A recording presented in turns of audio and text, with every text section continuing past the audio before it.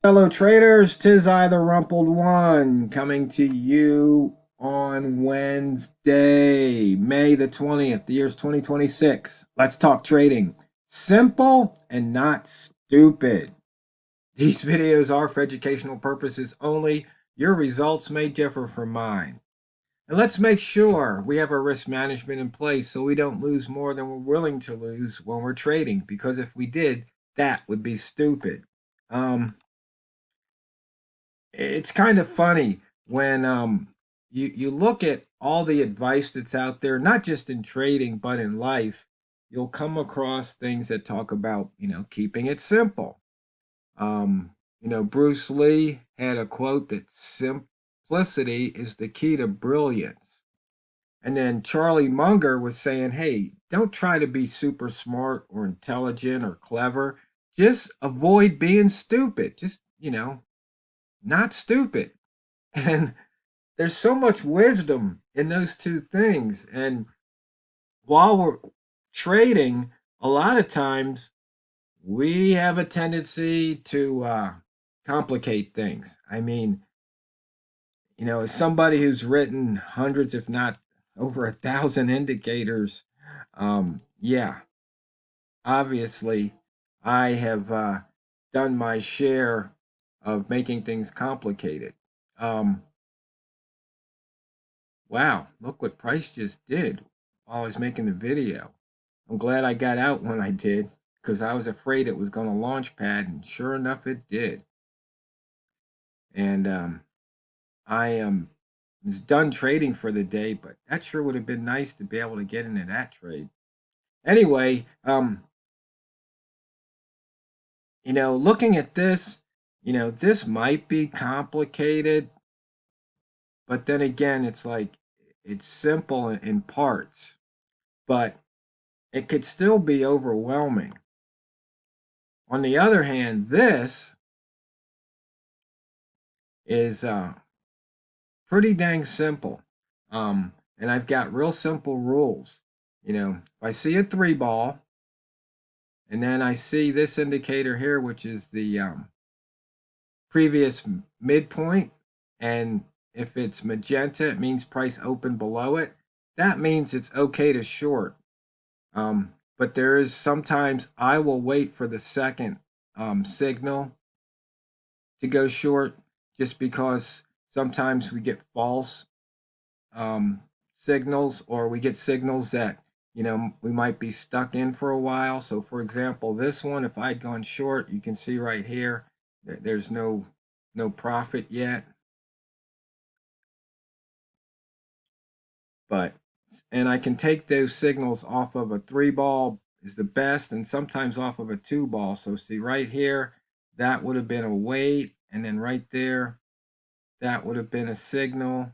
Then I would have gotten a second signal here, and it would have paid off big time. And I'm wondering what caused that, but it doesn't matter. So you can see here, this is why I sometimes like to wait for that second signal. But and that's pretty much it. That that's just a real simple trade. I do that. That's kind of like my go-to trade now, because I switched from the indicator two to the mid two. And the only reason why it's called mid two is because I took the code from indicator two, and I all I had to do was swap the EMA out and put the open in, and I indicator worked just the way I wanted it to. But it's just real simple.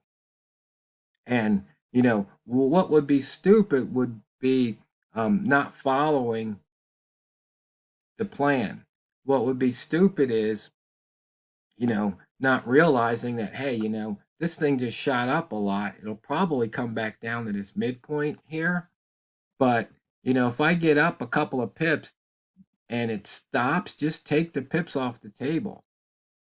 It was funny. Stan and we were trading down here, and the price had gone against us a bunch, but we were in it, and then it popped up, and we both jumped out, and then the very next very next candle, it shot up. I mean, we're talking from here to here, we're talking almost 30 pips, and we were both in multiple trades, so that would have definitely paid off nicely. So you can see here, there was that second signal, but you see you're about 10 pips away or more from that high.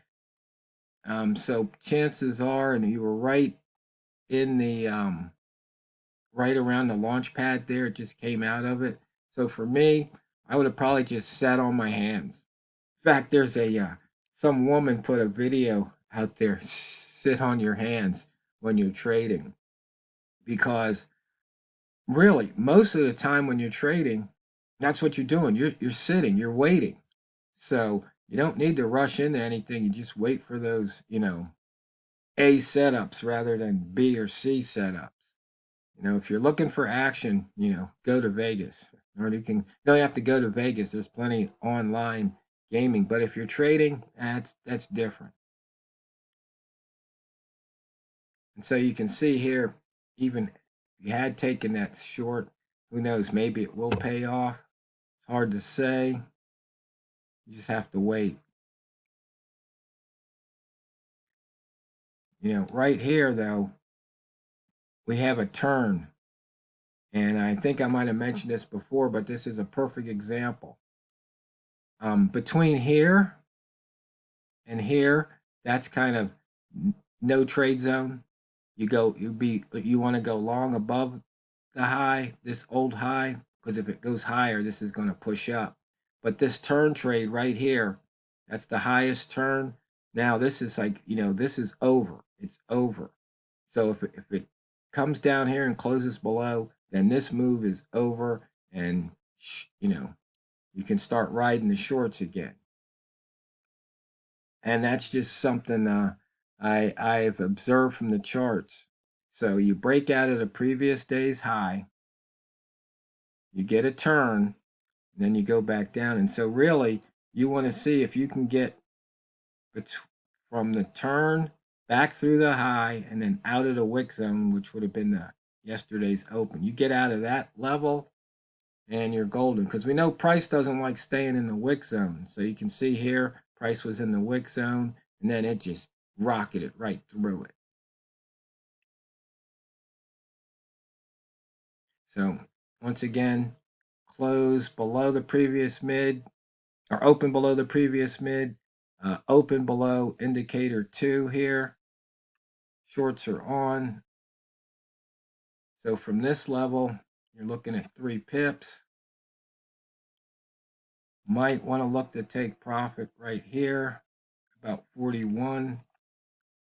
But knowing this is the launch pad, I would probably see how it acts at 45. And we're right there right now. Does it break through it? You could have had 5 pips right there, 5 pips.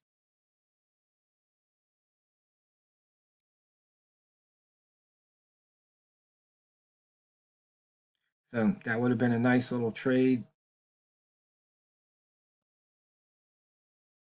Then again, you can always wait till the bar ends and see what happens.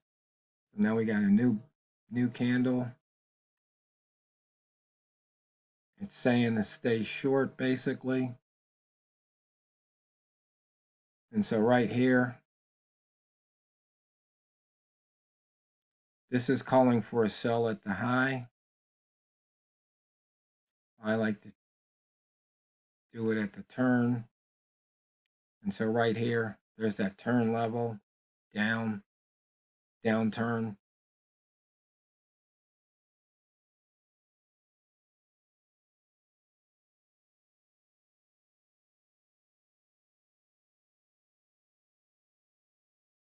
So, that's basically just keeping it simple, not doing anything stupid.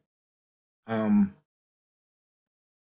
one of the things that for me, I usually don't like to short against the M30 candle color or the H4, because I mean, you could have gotten freight trained here easily.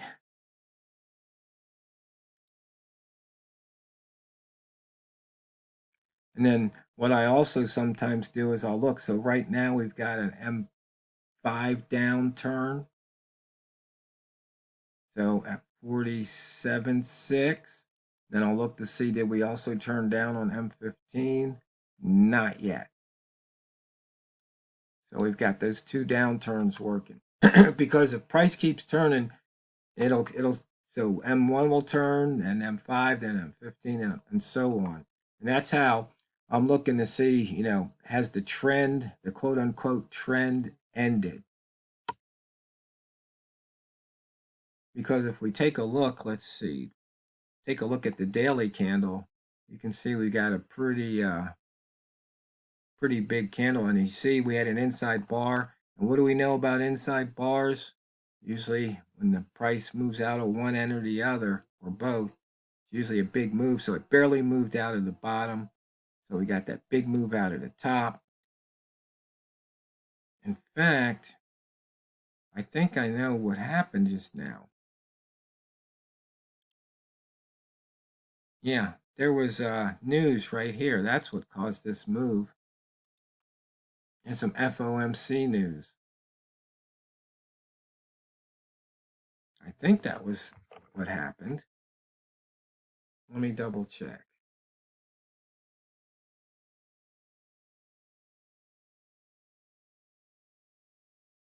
No, not quite. We had at 7:30 my time, we had some crude oil inventories. So I'm not sure what caused this then.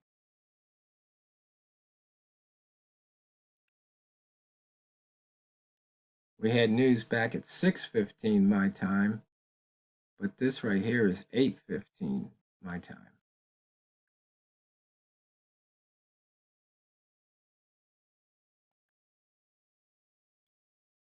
Let's just scan the charts here. Oh, you see we broke out of that inside bar, and we're back in the monthly inside bar area. 90 pips of range. Earlier this morning, this was at 36. It's like there was just hardly, it was just oscillating back and forth and just picking it off for a pip or two. The Euro New Zealand leading at 168 pips.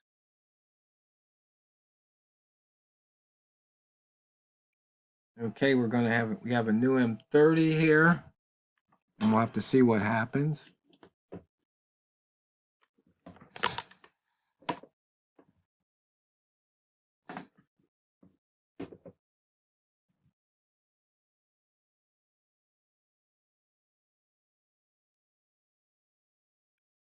Okay, we hit R2 and turned right around, it looks like.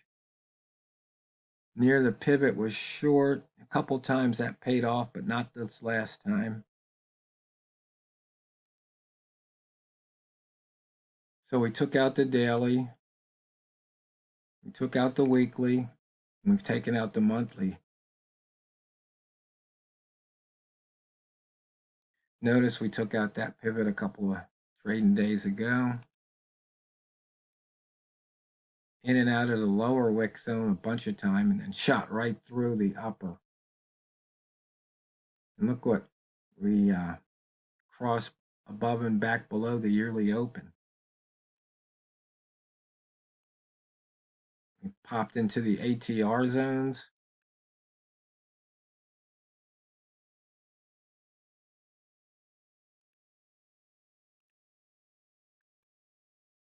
Look at these ranges here on M30, the past three candles. Huge. That's some good trading. And look what happened before, not much. We're at the highest low. Another reason to short. So, fellow traders, I hope when you're trading, you keep it simple and you don't be stupid, because it's not what you trade, it's how you trade it. So go out there and drain the banks. This is the Rumpled One, over and out.